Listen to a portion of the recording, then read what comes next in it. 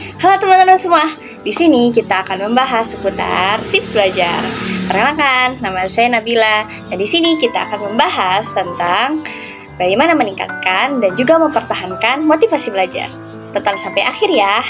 Dalam kitab Diwan Al-Imam Asy-Syafi'i rahimahullah pernah berkata, barang siapa yang belum pernah merasakan pahitnya belajar, ia akan merasakan hinanya kebodohan sepanjang hidupnya.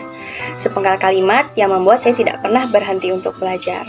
Belajar merupakan sebuah proses yang tidak pernah lekang oleh waktu, dimanapun dan kapanpun. Namun, perlu adanya motivasi dalam setiap proses pembelajaran agar mendapatkan tujuannya secara maksimal. Membangun motivasi belajar dan mempertahankannya sangatlah penting, sebab rendahnya motivasi belajar merupakan kesulitan yang sering dijumpai dalam setiap proses pembelajaran.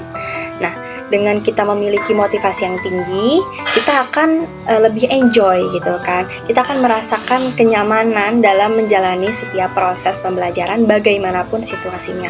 Mungkin teman-teman pernah merasakan atau ya kita pernah merasakan malas-malesan, terus sering menunda-nunda pekerjaan, dan juga kita sudah menargetkan sudah memiliki target belajar dan juga sudah merencanakan berbagai hal, tapi motivasi itu sering naik turun.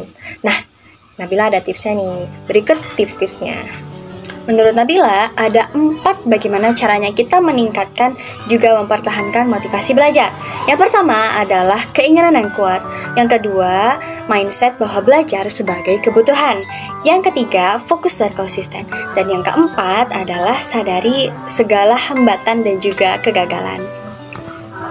Pertama, semangat belajar akan timbul apabila kita memiliki keinginan yang kuat. Besarnya niat dan juga motivasi dapat menjadi daya dorong yang dahsyat untuk mencapai tujuan. Kedua, mindset bahwa belajar itu sebagai kebutuhan. Dengan begitu, kita mampu melakukan pembelajaran tanpa adanya paksaan dari siapapun. Nah, teman-teman, penting juga untuk kita memberikan waktu istirahat dan juga penghargaan untuk diri kita sendiri. Rasa jenuh dan juga burnout bisa kita minimalisir, bahkan bisa kita hindari loh. Dengan begitu, kita mampu melakukan pembelajaran atau pekerjaan secara maksimal dan efektif, dan tentunya sesuai dengan kapasitas diri. Begitu guys. Ketiga, fokus dan konsisten. Teman-teman atau kita semua ya pasti pernah merasakan yang namanya rasa ingin menyerah. Nah, teman-teman tuh harus ingat dan juga sadari bahwa sudah sejauh apa kita melangkah, dan ingat alasan kuat apa mengapa kita melakukan hal ini.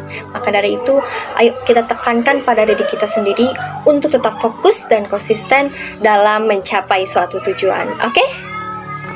Dan terakhir, dalam proses pembelajaran kita pasti mengalami yang namanya hambatan dan juga kegagalan.